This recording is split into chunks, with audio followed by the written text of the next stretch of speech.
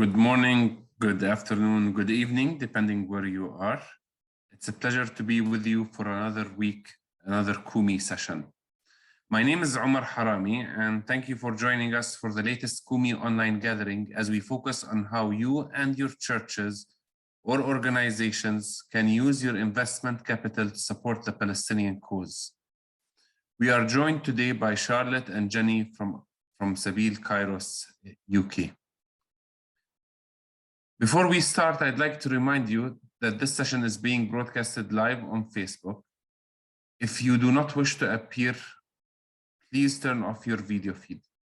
We'd also love it if you could quickly share one of the links that are being shared in the chat so that others may join. Although I'm not sure if this week we are broadcasting live on Facebook.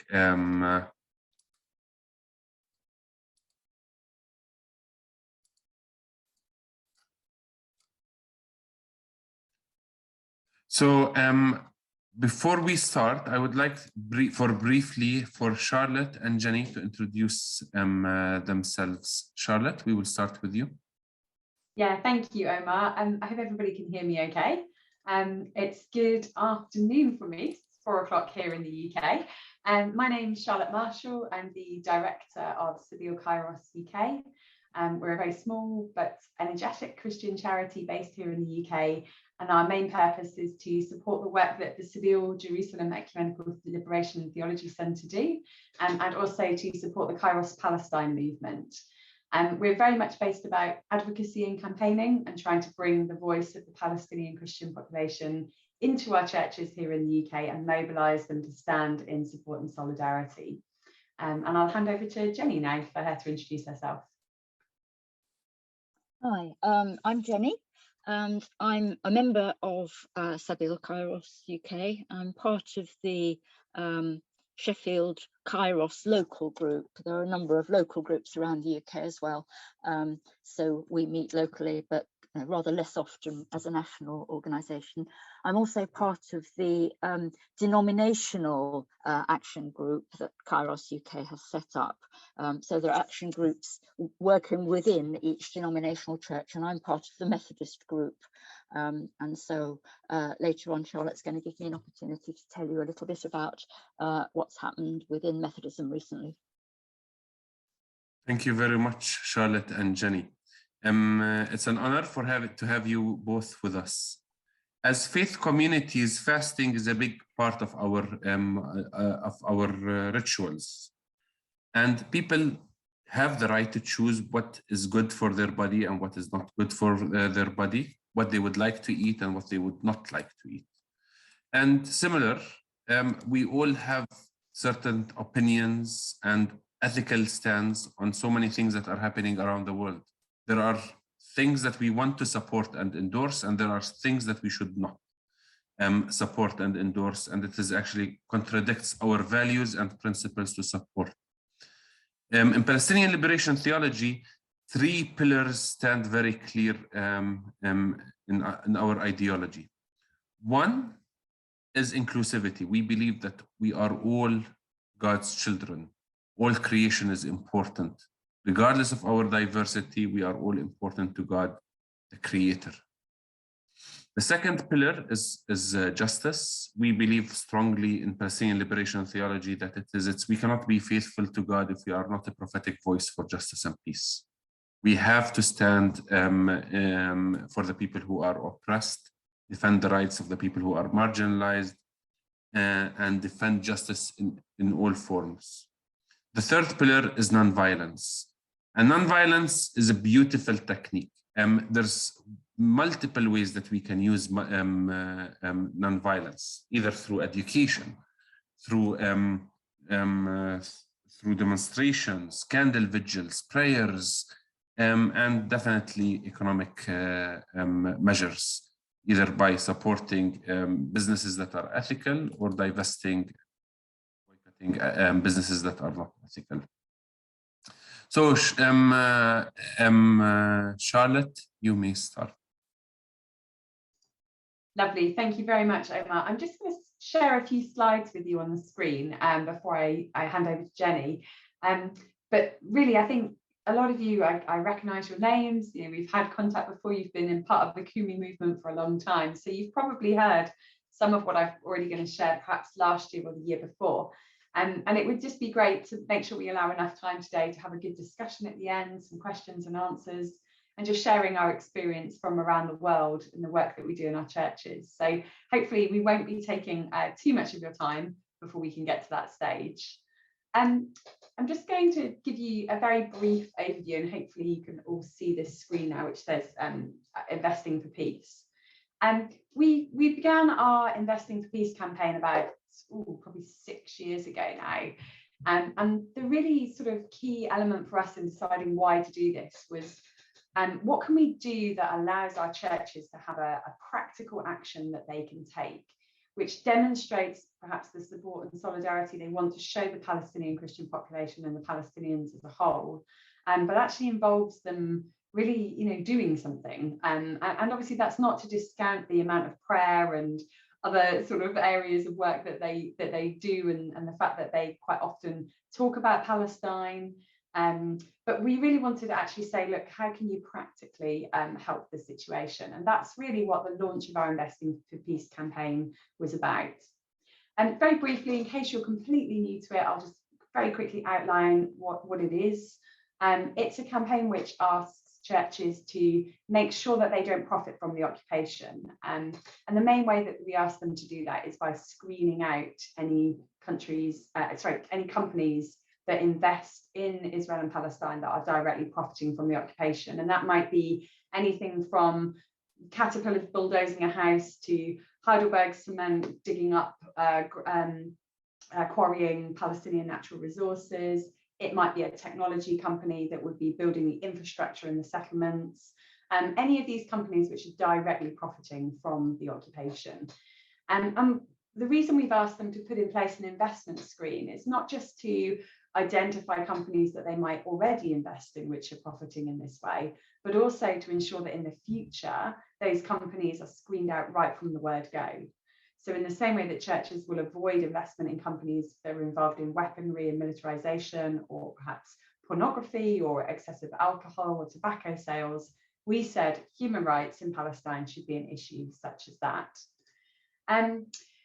We are fully aware, particularly here in the UK, but I'm sure it's a worldwide issue with the church, that they do like to engage and talk with these companies. And as a strategy, that's something we've seen used time and time again. They'll say to us, yes, we know we have investments in Caterpillar, but we feel that as somebody who has that investment, we're better placed to try and change their practices, to challenge them, and perhaps to have some influence in some way.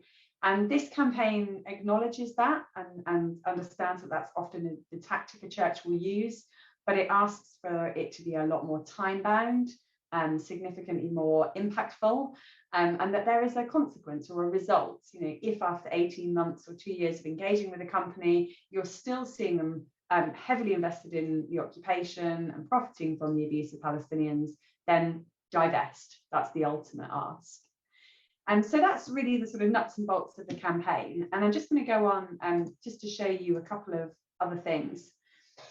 Often when we talk about this campaign, people say to us, oh, but you know, how much money are you talking about? Is it really going to make any significant difference? And I thought it was just really good to refer to a report that was released not that long ago. It was 2020, called Don't Buy Into the Occupation.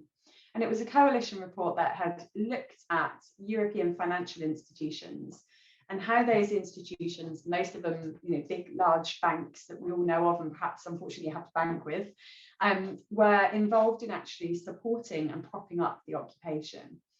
And they found that there's over $255 billion worth of investment in a 2-year period in loans and underwriting and shares to a very small number, actually, just 50 companies that were involved heavily in the occupation. And when you look at those kind of numbers and you look at the companies and you can see the names there, you know, people like Airbnb, Booking Holdings, Caterpillar, Motorola, Volvo, what look like perhaps sort of fairly innocent looking companies. You know, you're not seeing the likes of G4S in there, you know, big sort of companies that have military contracts perhaps. You know, some of these seem relatively benign, but actually the accumulated amount of money and wealth going into these companies and what they are then putting into the settlements and the infrastructure of the occupation is vast. And what we looked at as an organisation was, well, out of those companies, how many of them are also companies that our churches invest in? And sadly, it's quite a lot. So as I mentioned to you, the Methodist Church certainly has had investments in Heidelberg Cement and Caterpillar. The Church of England has investments in Caterpillar, Siemens, and it has had investments in Volvo. And pretty much all of our major denominations probably invest in one or more of these companies.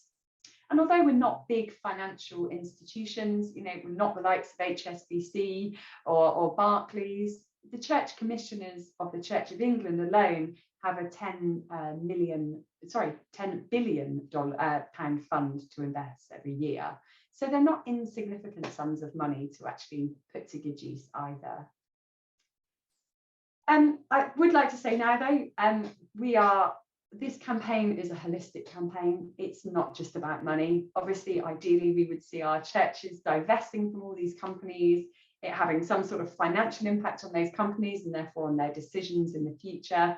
But we're also realists. We know that as soon as one investor steps out, perhaps another steps in. So this is really a campaign about support and solidarity. It's about us making moral, ethical, and financial decisions is what we do as churches. And this quote from Reverend Munther, who many of you will know, probably needs no explanation or introduction. He was at the United Reformed Church's General Assembly last year, and we helped them put together 10 resolutions about Israel and Palestine, which were all passed. And I think this quote's really pertinent to the reason that we do this campaign. He says it's easy to feel isolated. It's easy to feel as if nobody cares about us.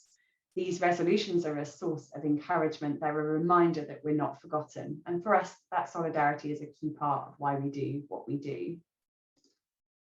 So very briefly, just to run over what's happened so far, and then I'm just going to talk about this last year, because as I said, I'm aware lots of you have been here last year. We've had a number of successes in this campaign so far, which is really exciting to see and is entirely down to the work of our denominational groups. Jenny mentioned she was part of the Methodist one. We also have groups in the Church of England, the Catholic Church, the United Reformed Church, and Church of Scotland, and we're trying to start up one in the Baptist denomination as well. The Quakers were our first church who committed to following our policy and advice back in 2018. They launched a campaign and managed at their meeting of sufferings, which is their equivalent of a national conference, to have a resolution passed that said they would no longer ensure that they did not profit from the occupation. And since then, they've had a very robust screen in place which prevents that from happening. The Methodists, Jenny's going to talk a little bit more about this, so I don't want to go into it too much, but we've had a number of successes. We've campaigned on an individual basis for them to divest from companies that we know that they have been investing in for a number of years that have not changed their policies. Heidelberg Cement was the first of those in 2019, and in 2021 they divested from Caterpillar as well. But our main sort of campaign with the Methodist Church has been saying, you need a more robust investment policy. If these kind of companies are slipping through the net, then there's something about the process that you're using to decide on your investments that isn't robust enough. And in 2021, they actually updated that investment policy, and it's been a huge improvement to the last. As I mentioned, in 2021, the United Reformed Church also passed 10 resolutions. 2 of those related to a commitment not to invest in companies that profit from the occupation, calling on both the national church investments to do that, but also at a synod level, which is sort of regional for us. And our most sort of exciting development, which is the first any sort of success we've had in the Church of England, which is our most challenging one, is that in October 2021, one of our diocesan synods in Carlisle under Bishop James Newcombe passed a resolution in support of Cry for Hope, which is obviously the Palestinian call from Kairos Palestine in 2020.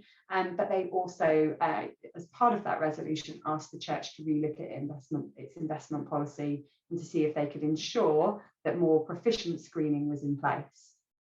So that was the sort of picture about where we were up to at the end of 2021. I think the last year has set an incredible new precedent when it comes to campaigning not just on this issue, but on issues of human rights and justice across Palestine. And these are the now 6 organisations that have launched reports calling Israel an apartheid regime. And they've done that to varying degrees. Some of them, such as the Yeshdin report, have talked about apartheid in the West Bank and in Gaza. Others, such as Amnesty International and B'Tselem, have said this is apartheid from the river to the sea. And for us in churches, and this is what would be great to talk about with those of you that have also just had your national conferences, you know, the word apartheid has been taboo for so long. It's often seen as a step too far. It's seen as too controversial by our churches to use. But, you know, we need to go about challenging that now. The Amnesty report alone has 206 pages of legal analysis and evidence that points to this being an apartheid regime. So it's time that we sort of step up our game on that in our campaigning. And of course, it would be remiss of me not to mention that Omar and Sabeel have obviously recently released a latest edition of Cornerstone, and there is some fantastic analysis and articles about the issue of apartheid in there as well. So campaign development since 2021, I just want to share very briefly about the Church of England, and then I'm going to hand over to Jenny about the Methodists. This was a really huge moment for us. We have tried getting motions on Palestine passed through diocesan synods in the past. They have always failed.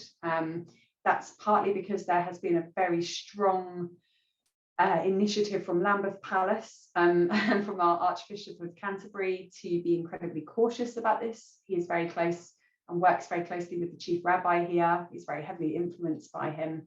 And it has been a real challenge to get the Church of England to acknowledge that there is a huge injustice happening here that we would like them to speak out more about and to be more vocal on. So we worked very closely with Val, who often comes to Kumi now. I don't think she's here today. She's just been at General Synod for the last 5 days, so she's probably exhausted.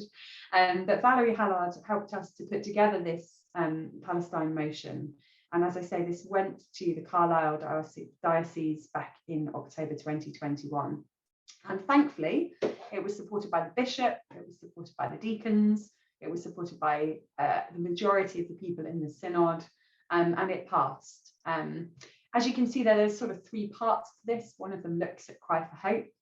The second one looks at theology, and particularly how theology has justified the oppression of the Palestinian people, and asking the Church of England Faith and Order Commission to challenge that and to write a report about it. And the third bit is about the national investing bodies and how they might screen their companies more effectively. Because this is a motion which has gone through a diocese, it automatically has to proceed to the Church of England's General Synod.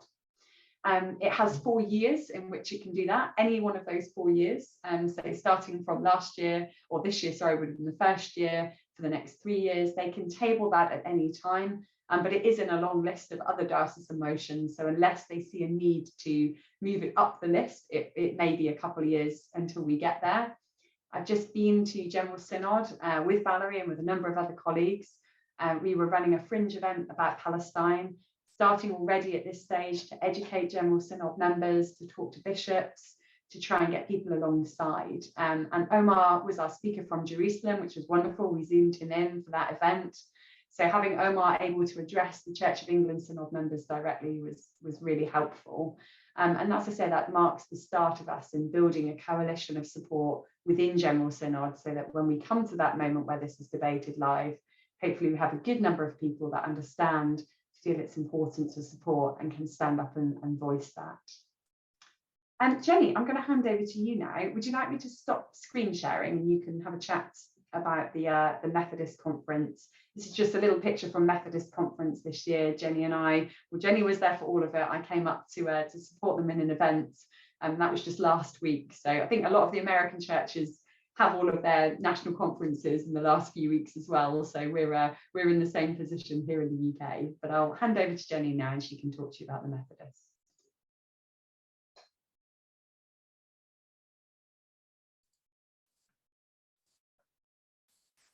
Jenny, you're on mute, so. Thank you very much, Charlotte. Jenny, may you unmute yourself? Yes, have I succeeded in unmuting myself now? Yes, yes, Yes, sorry, I'm getting multiple screen messages saying the host wants me to unmute. Okay, right. So Methodist Conference this year, the main way in which you get anything to happen at Methodist Conference, if you're not sort of part of the hierarchy, is by sending what we call rather quaintly memorials to conference from local circuits and or district synods. Our Methodist campaign group went for a three-pronged attack. So three different members of the campaign group from different parts of the country sent in different memorials. And what happens then is that we have a thing called the Memorials Committee, which drafts a reply, which conference can then either accept the reply, or it can say, no, we don't like that reply, and we want to amend that. So what actually is happening at conference is a debate about the proposed reply. And the three things that we put in this year, one was about HSBC requesting the Central Finance Board of the Methodist Church to engage in even more active discussions with HSBC, both about their involvement in fossil fuels and their involvement in funding things in Israel. And the reply accepted that proposal and said that Central Finance Board has agreed to strengthen its engagement efforts with HSBC, which is, it's a bank which has had a very long relationship with the Methodist Church. And I think we were never going to get the church to just, you know, take all its money out of HSBC. But on the other hand, it does give us a very strong position to engage quite forcefully with HSBC. So that proposal went through. We also put one in about what we want the Methodist delegates to the World Council of Churches meeting in Karlsruhe in September to do on these issues. One bit of it we lost. We were trying to get them to promote a theological statement which had been fairly recently worked up, and conference said, no, we haven't had time to look at this properly, we're not going to mandate them to take that forward. But we did get agreement that they would urge the Council of Churches to continue its support for the EAPPI programme, which is regularly it comes under criticism and attack. So we've mandated the Methodist representatives there to urge the WCC to keep supporting that. We have, what's the third thing we've asked them to do is to ask the World Council of Churches to re-establish a forum, which it used to have, for monitoring the situation in Israel-Palestine. For some reason, which I don't understand, that previous forum was allowed to lapse. And so the Methodists from Britain will be going and saying, we think that should be re-established so that the World Council of Churches is actively monitoring. Now, the third one, and the one which we had the biggest row about, was the one which was building on what we did last year. Last year, we got Methodist Conference to commend Cry for Hope to the Methodist people for prayer and study. It didn't endorse everything Cry for Hope said, but it commended it as a document that Methodists should carefully study. So building on that this year, we put in a memorial saying, you know, following that and following the detailed description of Israel as an apartheid society by all the people who've called it out as an apartheid society, and the clarity in the Jerusalem Declaration on anti-Semitism, that criticism of Israel is not anti-Semitic, we call upon the Methodist people to support BDS, as you know, as we've been asked to do in Cry for Hope. Now, the draft reply produced by the Memorials Committee is very, very long. They didn't say yes and they didn't say no, but they did very helpfully summarise all the things that Methodist Church has done in the past, which I bet many Methodists weren't aware of or had long since forgotten about, such as that in 2010 we called for a boycott of goods from settlements, and what now saying is it confirms the new investment policy that Charlotte mentioned earlier, that the advisory group on an ethical investment will use independent research to assess companies against the investment policy on a case-by-case basis, taking into account the degree of involvement in the occupation. So that's a step forward from where we were.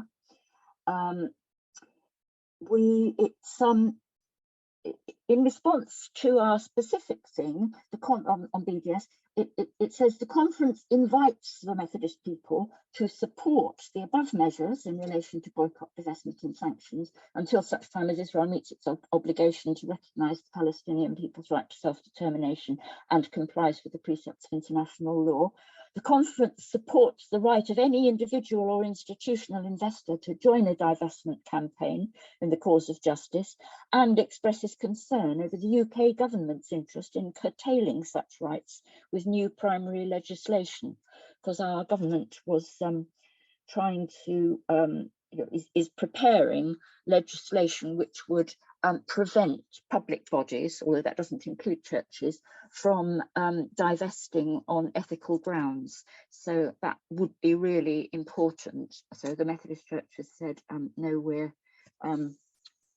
don't agree with that.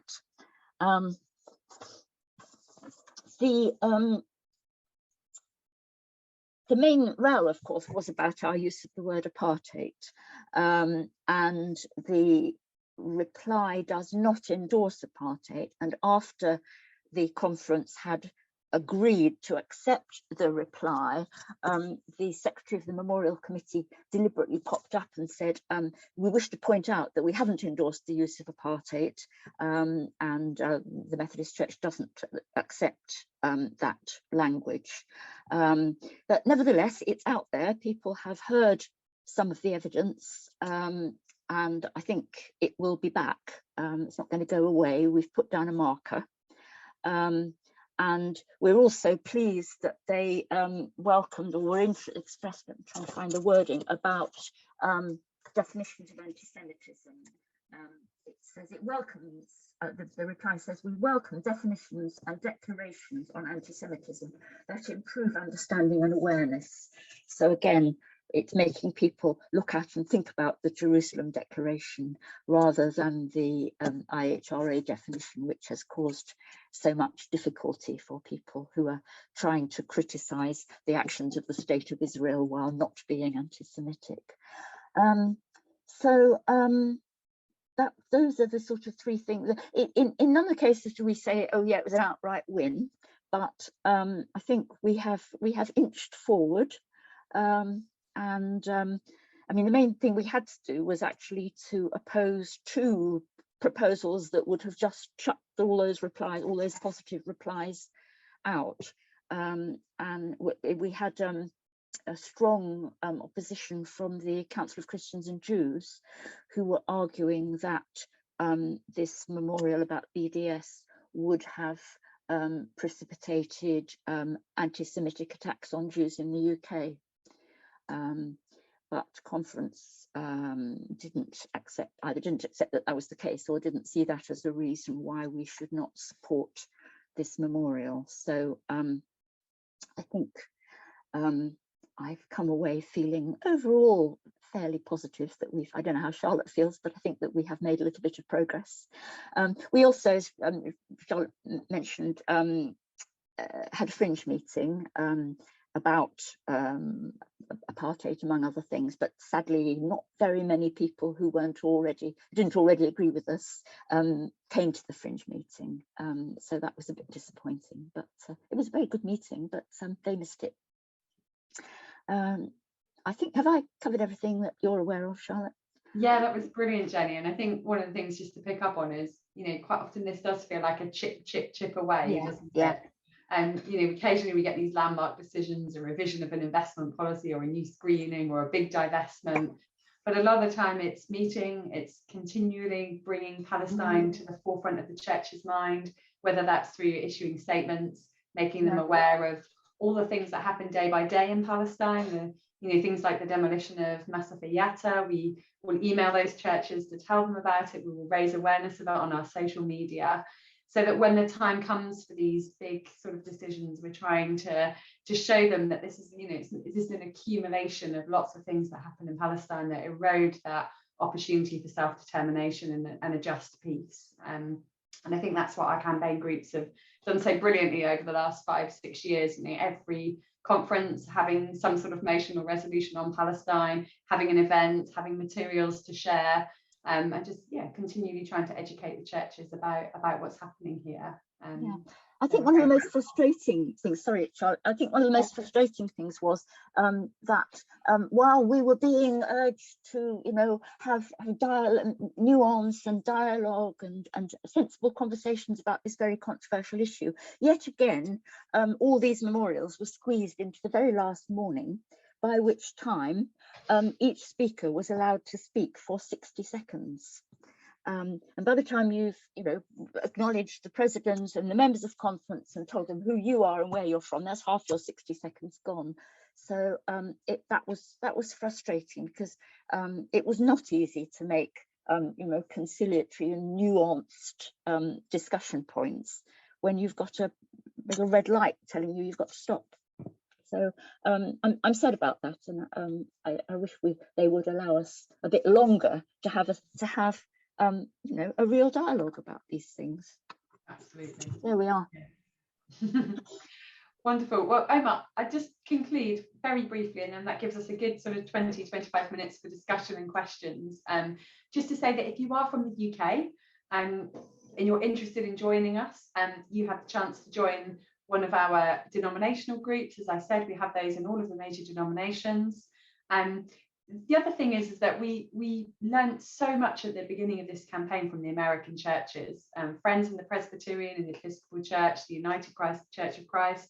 They all sort of gathered around and shared with us their wealth of experience of having run this sort of campaign in the United States.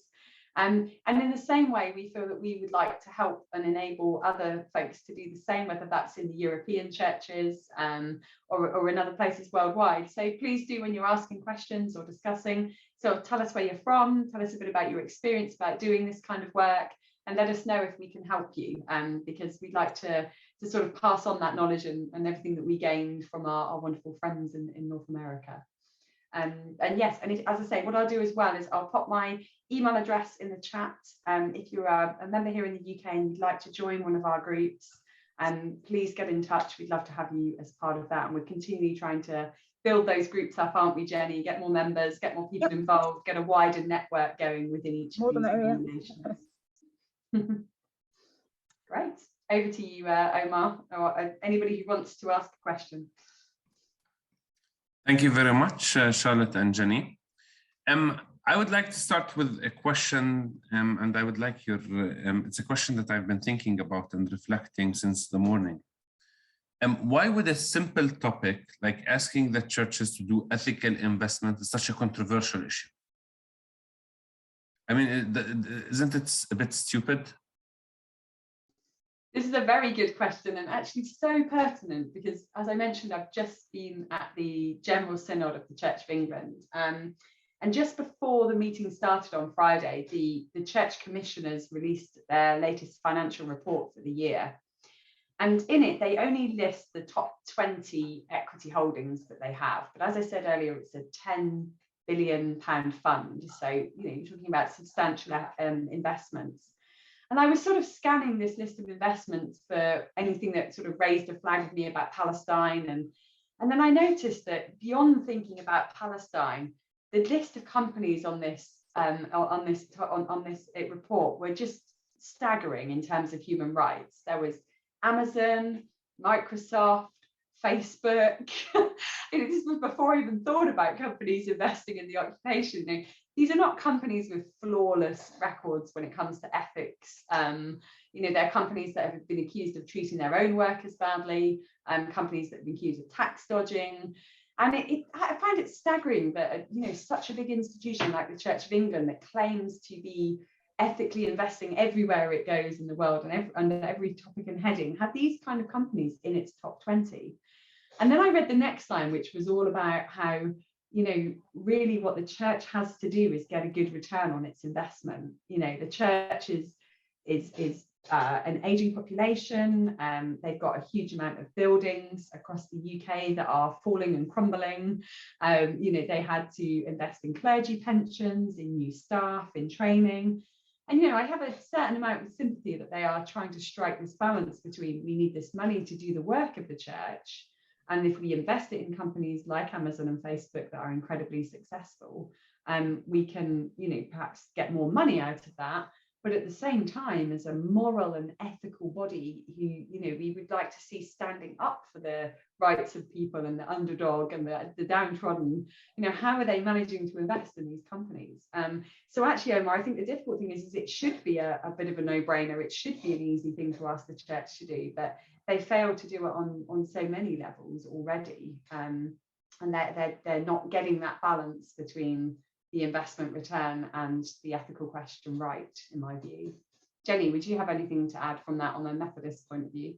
Not specifically, really. I mean, I think that they're sometimes they're wary of their position as charities. The charity commissioners have quite strict regulations about the responsibility of trustees to also invest wisely and maximize returns when they're using charitable funds. But I think I'm trying to think. I think there was something in the report from the Central Finance Board which was a little bit hopeful. Perhaps I'll grab it in my stuff from conference and see if I can find it and come back to you. Yeah, wonderful. Thank you. We have a question. Does the Ethical Investment Advisory Group and the churches mentioned by Charlotte Marshall work with unions representing workers covered by the local government pension scheme to seek investment from companies profiting from the occupation? I popped an answer in the chat to this, but I'll say it to everybody because it's an interesting question. So the Ethical Investment Advisory Group is really just a church body. It was created by the Church of England. Its primary role is to advise the Church of England national investing bodies, of which there are three. There's one called the Central Funds, the Church of England funds they are, which are invested through a local investment fund here in London. There's the Church Commissioners, who hold both estate and lands and also financial investment in companies. And there's the Pensions Board. And the EIAG, as we call it, is really first and foremost an advisor to them. But over the years, it's had such a good reputation that it's actually become an advisor to a wider group of churches. And they're called the Church Investors Group. And it would include lots of different denominations, also Christian organisations, lots of different Christian bodies here in the UK. It doesn't have a direct link with anything local government based, which is both good and bad. I think what we've seen here in the UK is that local councils and pension boards are often able to make much more rapid decisions about things like divestment. So we've seen a number of our local councils divest from companies that profit from the occupation. And that's been a campaign that's been run by the Palestine Solidarity Campaign here in the UK, a very successful campaign. We don't see the movement like that happening rapidly in our churches at all.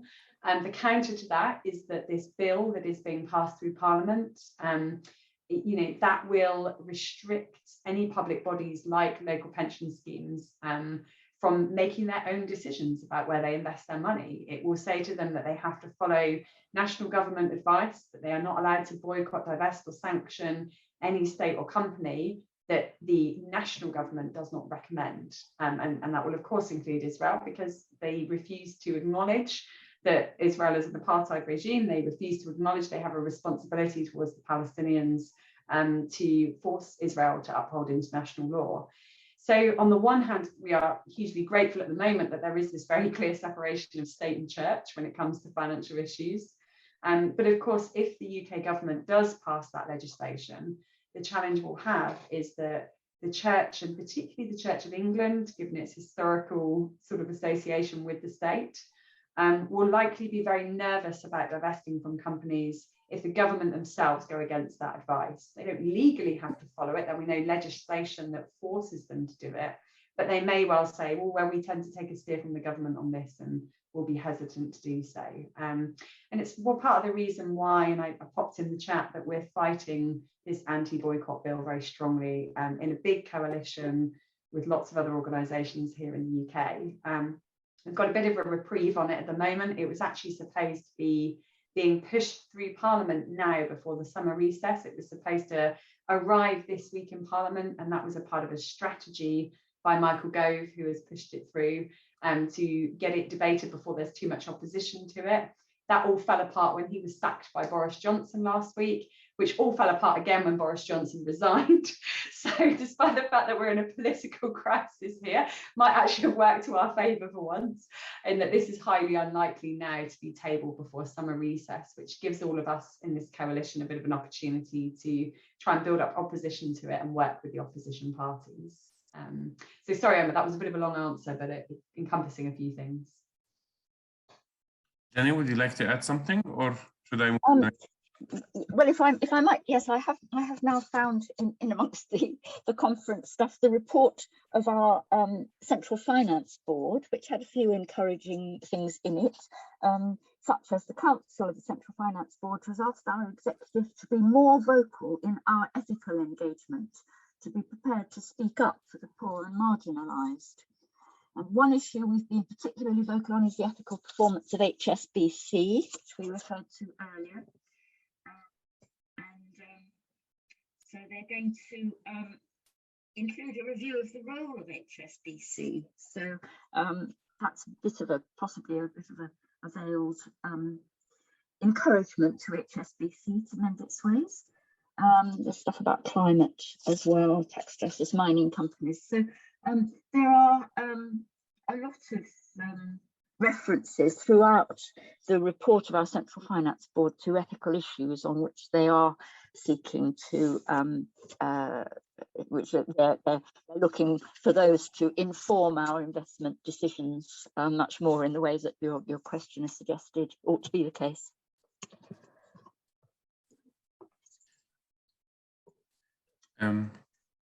Thank you. So I would move to the third question. In the case of South Africa, the church was the leader, and later the secular organizations followed the church.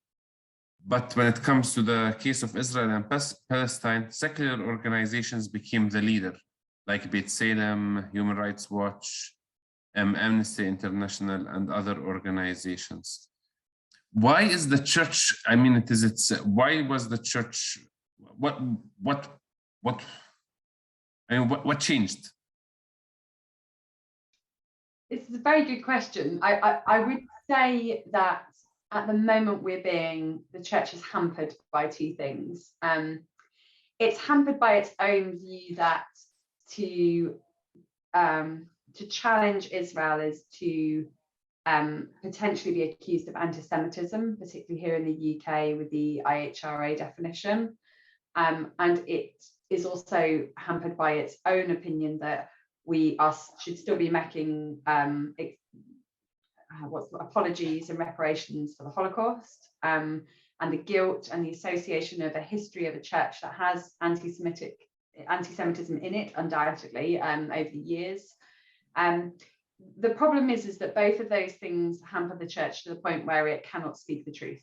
And that's where we come back and challenge and say, but to be hampered by these things in a way that disables you and stops you from speaking truth and justice, which ultimately will be the only way there is a secure peace for both Palestinians and Israelis, is a useless way of dealing with the situation effectively. And I think we have to keep pushing on that in a way that brings other Jewish voices into the church, that looks at other definitions of anti-Semitism, as Jenny mentioned, that talks about the very threat of very real anti-Semitism being completely overshadowed by this IHRA definition being used as a weapon against free speech on Israel. And it's such a shame that we're not in the position that we were in with South Africa, where the churches were leading the fight against apartheid. They were part of that anti-apartheid movement from the beginning. I would say the churches here in the UK were quite late to join that struggle.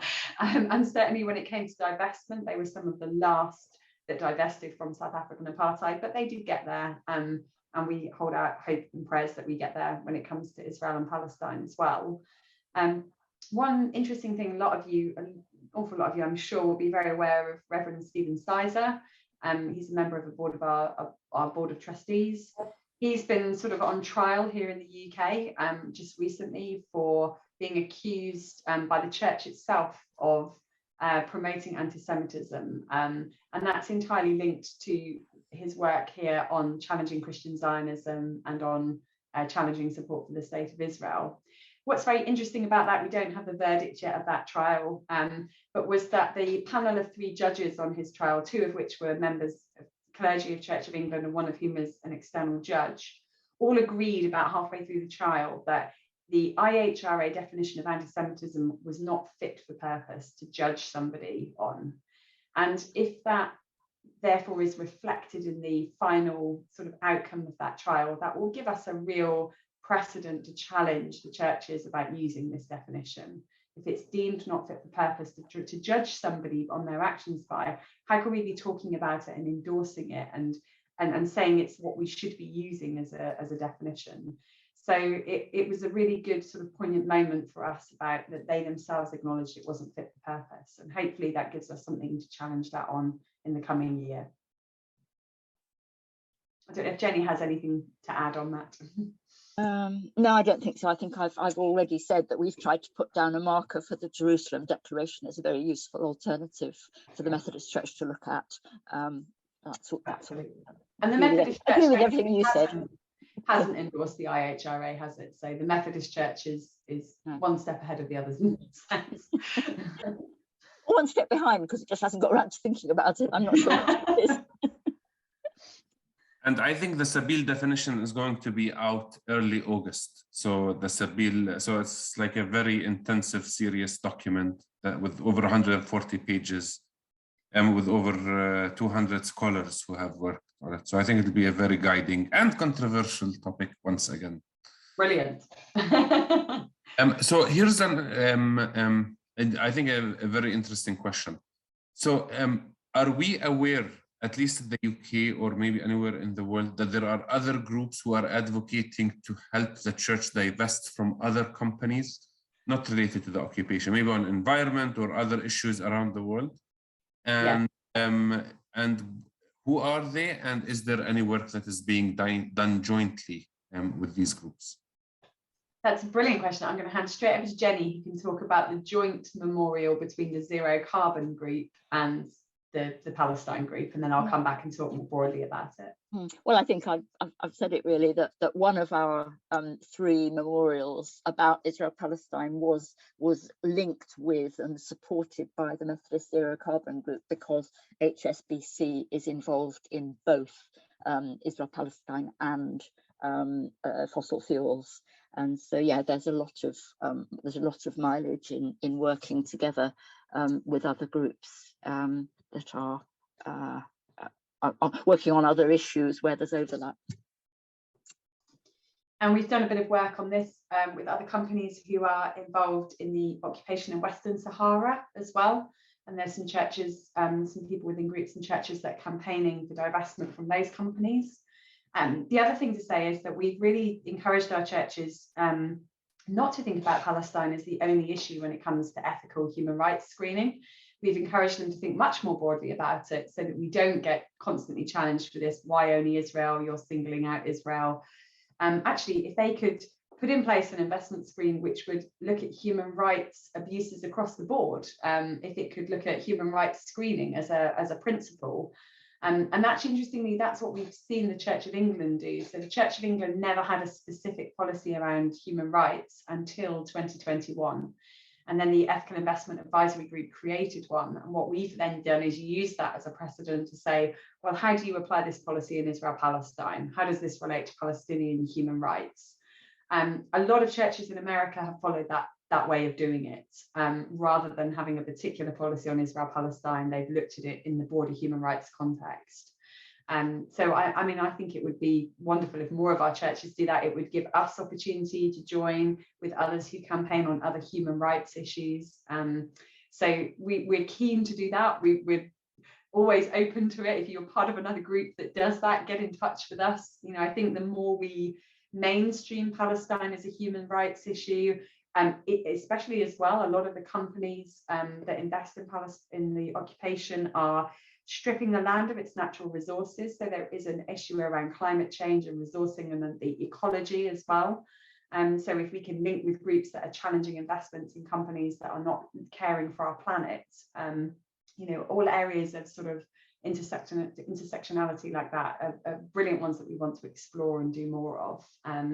So yes, and I think, you know, long term we'll have our greatest success probably in this campaign when we are able to challenge the churches on a multitude of platforms and sort of force their hand into doing more effective screening because there's pressure coming from a variety of different groups and situations. I think there's an argument to be made. Well, I mean, it has been made about the discrepancy between the rapidity with which sanctions were imposed on Russia for its invasion and occupation of Ukraine, and what's happening in Israel. And I mean, it's a no-brainer, really, isn't it? That you know, when the West wants to sanction another country, it can do it jolly fast.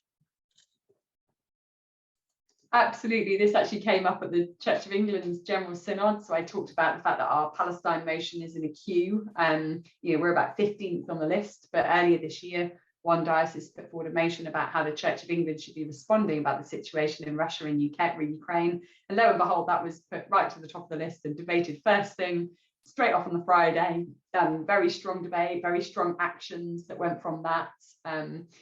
So, you know, they can do it when they want to, a bit like the government can do it when it wants to.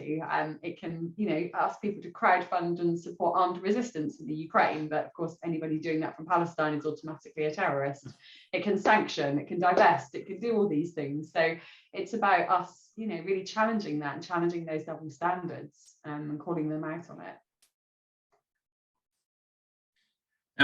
Many times when we encounter groups at Sabeel or in Palestine, and when we speak about morally responsible investment, they don't like the words divestment. They say just don't examine our investment portfolio, encourage us to invest into peace, into good companies. Does investing in peace really solve the problem? So I think we do have a sort of side of our argument, which is not so much about the divestment, but about the investment. And what are you investing in? How are you investing in supporting this part of the world to flourish, for equality, for human rights, for a just peace? And the challenge with that is that the question we often get from churches is, give us some Palestinian companies we can invest in, or give us some international companies which are doing good. And there are a few of those, of course, but the majority of the time they're divesting from very significantly big multinational companies which have a huge return on investment, billions and billions of pounds, are very financially stable. And to say to them, well, we're going to go from that to investing in a small farming cooperative, or, you know, they don't want to make that jump from something so big and financially sort of viable to something much more smaller and risky.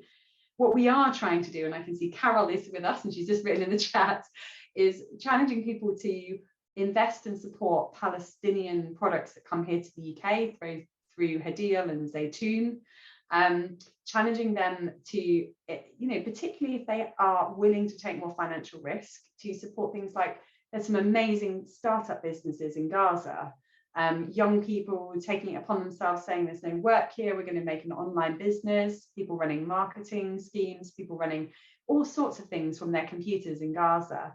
And actually saying to them, you know, often what we're told when we talk to financial investors is that those companies often have a higher risk rating, but they still often have a very good rate of return if you look at the results. And I did notice somebody earlier in the chat had said, you know, actually the fund of ours that was the most ethical and that was closest to supporting businesses that had impeccable human rights records actually gave us the greatest return on investment. And that's something actually we get told by investment managers here in the UK. So we're going back and challenging our churches on that and saying, you're saying it's too much risk. We're being told, take the risk because the return on investment is still good. And then you're doing force for good with the money that you have. But it's a bit of an ongoing challenge for us about how we can build up that side of our campaign, and how we can support more of the businesses that are a force for good in this part of the world.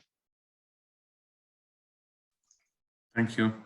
I think that would be the last question because of the time constraint. But do you think there might be some benefit for the ethical investment advisory group to work Jewish groups such as Liberal Jews for Justice in Israel and Palestine, Namund, and Jewish Voices for Labor to build the campaign? So, I mean, the Ethical Investment Advisory Group is not our group, it's the Church of England's body. What we can do is challenge them to listen to those voices. And that's very much something we have done. We work very closely with Jewish organisations here in the UK, particularly when we have something very significant going to a conference. We will often sort of prepare in advance statements of support from Jewish groups and Jewish individuals to help us when the inevitable question about won't this upset the Jewish community, isn't this anti-Semitic, comes our way. And we have some very amazing vocal supporters of us like Robert Cohen, who many of you will know, Na'amud, and a number of other smaller Jewish organisations. I would love it if the Church of England would stand up and say, what we'd really like to do is listen to alternative Jewish voices. We don't want to listen to the Board of Deputies of British Jews anymore. We'd like to listen to all those other voices. But you know, they're striking that delicate balance between the relationship that they have with the Jewish community and the chief rabbi. But we will, our commitment as Sabeel-Kairos is to continue to put forward those other Jewish voices here in the UK and to prioritise them and to give them voice within our churches whenever we can, whether that's through online events or statements or messages of support. And that's what we can try and do from our end.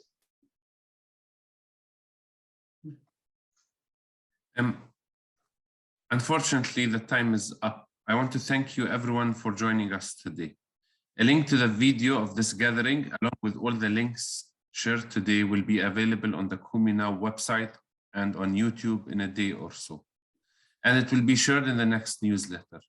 You can subscribe to Kumi Now on YouTube and subscribe to our newsletter to make sure you receive them.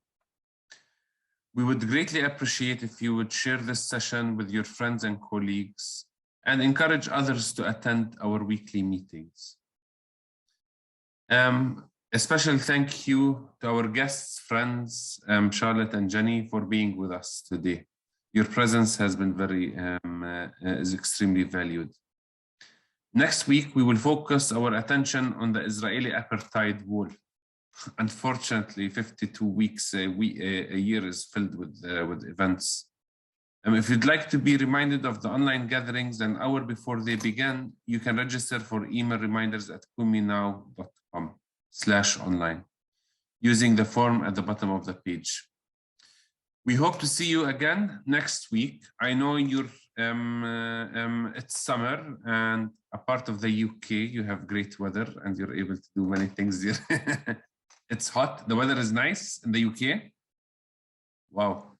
It's very hot here. It's actually, and the other day, Omar, I looked and it was actually hotter here than in Jerusalem, which I don't think I've ever seen in my life. So yeah, we're currently sweltering at about 30 degrees. So first the UK gave Palestine through the Balfour Declaration, and now you have taken our weather. It's terrible, isn't it?